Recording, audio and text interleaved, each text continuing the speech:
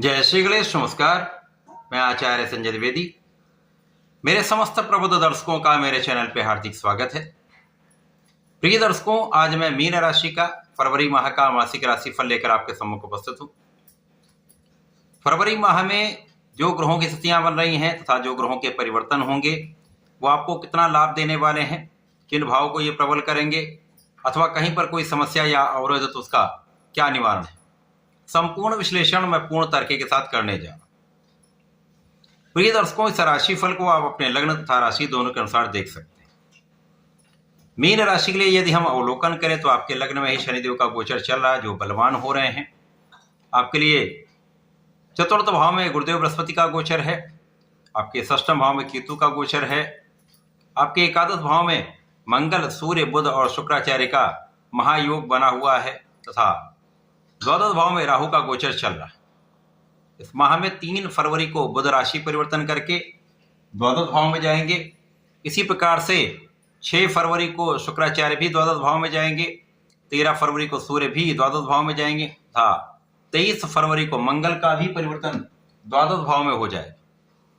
इस प्रकार से जो 4 ग्रह आपके एकादश भाव में गोचर कर रहे हैं, उन्हीं 4 ग्रहों का महायोग आपके द्वादश भाव में बनेगा, परंतु यहाँ पर राहु भी होंगे। इस प्रकार से 5 ग्रहों का संयोग बन रहा है, परंतु ये 4 ग्रह राहु से दूषित होंगे।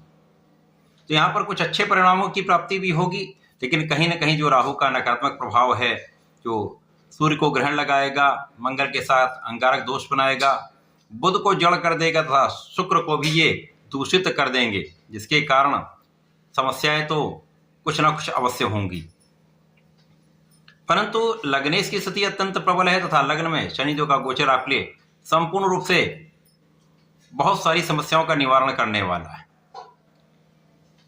प्रिय दर्शकों, इस माह में प्रारंभ से ही आपकी स्थिति अत्यंत प्रबल रहेगी, जब आपकी ज्ञान शिक्षा का भाव अत्यंत प्रबल रहेगा। ज्ञान शिक्षा में बहुत अच्छी प्रगति होने वाली, जो विद्यार्थीगण हैं उनका परिणाम बहुत अच्छा आएगा तथा आपको आगे बढ़ने के अवसर मिलने वाले। इसी प्रकार से इस समय में जो जातक अपने कार्यक्षेत्र में है, नौकरी कर रहे हैं, व्यापार में है अथवा किसी प्रोफेशन में है, वहां पर भी आपकी इनकम बहुत अच्छी रहने वाली, आपके लाभ की स्थिति बहुत बढ़िया रहने वाली। किसी प्रकार से कोई बड़ी समस्या प्रारंभिक समय में नहीं हो। कार्यक्षेत्र में लोगों का सहयोग, लोगों के साथ आपका कोऑर्डिनेशन बहुत अच्छा रहेगा। इस समय में केवल कुछ काम लेट हो सकते हैं, परंतु काम बनेंगे अवश्य। इसी प्रकार से समय में यदि आप अपने आलस्य पर नियंत्रण कर लेते हैं, कर्मठ बने रहते हैं, क्योंकि शनिदेव यहाँ पर आपको कर्मठ बनाएंगे, और यदि आप कर्मठ बने रहते हैं तो निश्चित रूप से ये समय आपको बहुत आगे बढ़ाने वाला होगा। क्योंकि गुरु का प्रभाव भी चतुर्दशम का लग्न पर है और शनि पर भी है, जिसके कारण ये एक विशेष स्थिति बन रही। तो स्वास्थ्य समस्याएं प्रारंभिक समय में कम होंगी, आपका मनोबल बहुत अच्छा रहेगा, आपकी बुद्धि का बल भी बहुत अच्छा रहेगा। इसी प्रकार से यहाँ पर तनाव कम रहने वाला। यहाँ प्रत्येक क्षेत्र में कहीं ना कहीं सकारात्मकता आपको प्राप्त होती रहेगी, परंतु जैसे ही बुध द्वादश भाव में जाएंगे, अब बुध 2 केंद्र के स्वामी हैं, आपके लिए चतुर्थ और सप्तम के स्वामी होकर गोचर करेंगे, राहु के साथ जड़ दोष में जाएंगे। यहाँ पर कुछ समस्या अवश्य होगी, माता के स्वास्थ्य में समस्या, लोगों के बीच में कहीं ना कहीं एक मतभेद की स्थिति बनेगी। जिन लोगों से आप व्यापार करते हैं, जिन लोगों से आप संबंधित होकर कार्य करते हैं, उनके बीच में कुछ तनाव की स्थिति बन सकती है। इसी प्रकार से जीवन साथी के साथ भी कुछ तनाव की स्थिति बन सकती है। व्यापारिक भाव ठीक रहेगा, परंतु साझेदारी में यदि आप काम करते हैं तो यहाँ पर भी एक गम की स्थिति निश्चित रूप से उत्पन्न होने वाली। अब 6 फरवरी को शुक्राचार्य जब पहुंचेंगे तो शुक्राचार्य यहाँ पर विपरीत राजयोग में होंगे, जिसके कारण स्वास्थ्य में उतना कोई बहुत समस्या नहीं होगी, परंतु कुछ एलर्जी की समस्या, मौसम के रोग हो सकते हैं, जहां आपको ध्यान देने की आवश्यकता होगी।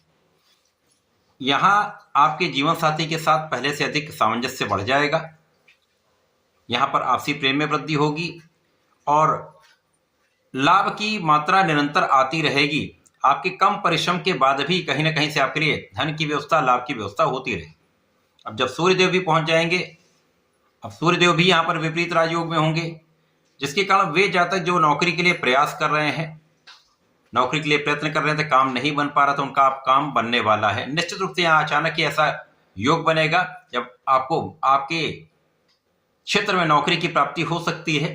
हो सकता है वहां पर इतनी संतुष्टि ना मिले प्रारंभिक समय में, परंतु जैसे जैसे समय बीतता जाएगा आपको लाभ मिलता जाएगा, आपका काम आगे बढ़ता जाएगा। जो जातक नौकरी कर रहे हैं उनके लिए नए अवसर प्राप्त हो सकते हैं। विशेष रूप से जो जातक विदेश में रहकर नौकरी कर रहे हैं, व्यापार कर रहे हैं या विदेश से संबंधित है, वहां पर बड़े अवसर, बड़े लाभ, बड़े धन की प्राप्ति निश्चित रूप से होगी। इस समय में आपकी कानूनी समस्याओं का हल निकलेगा, रोगों पर नियंत्रण होगा, आप अपने ऋण को चुका पाएंगे तथा शत्रुओं का निश्चित रूप से पराभव होगा। यहाँ पर किसी प्रकार का कोई संदेह नहीं। यदि यहाँ पर कोई न कोई विवाद होता रहेगा, कोई न कोई समस्या बीच बीच में आती रहेगी, लोगों का अवरोध होता रहेगा, परंतु इन समस्याओं पर पार पाते हुए आप आगे बढ़ते जाएंगे। और जब मंगल भी राशि परिवर्तन करके आपके द्वादश भाव में पहुंचेंगे तो यहाँ पर मंगल का राहु के साथ अंगारक दोष तो बनेगा ही, साथ में यहाँ पर मांगलिक दोष भी तात्कालिक रूप से बन जाएगा। अब मंगल आपके लिए धन के स्वामी है तथा आपके लिए भाग्य के स्वामी, तो यहाँ पर कुछ समस्या अवश्य होगी। जब मंगल और राहु के बीच में अंशों का अंतर कम होता जाएगा तो यहाँ पर आपका क्रोध बढ़ेगा, कुछ स्वास्थ्य समस्याएं उत्पन्न होगी, परिवार के बीच में आपका कुछ तनाव बढ़ सकता है, आपकी वाणी दूषित हो सकती है और वाणी के दूषित प्रभाव के कारण समस्याएं अवश्य उत्पन्न होती हैं। अतः यहाँ पर आपको विशेष रूप से परिवार के मध्य में बहुत संयमित, बहुत संतुलित बने रहना होगा। अब यहाँ पर पिता के साथ भी कहीं ना कहीं कुछ मतभेद हो जाते हैं। यद्यपि यहाँ पर पिता का पूर्ण सहयोग मिलेगा, परिवार का सहयोग मिलेगा, लेकिन आपकी ओर से समस्याएं होंगी जिसका कहीं ना कहीं कोई नकारात्मक प्रभाव आपको अवश्य प्राप्त होगा। तो यहाँ आपको बहुत नियंत्रित रहना है। यद्यपि लग्नेश का प्रभाव आपके द्वादश भाव पर होगा, यहाँ पर ये सूर्य, मंगल और बुध के साथ अच्छा योग बनाएंगे, तो बुद्धि को यदि आप संतुलित रखेंगे तो कहीं पर बड़ी समस्या नहीं होगी।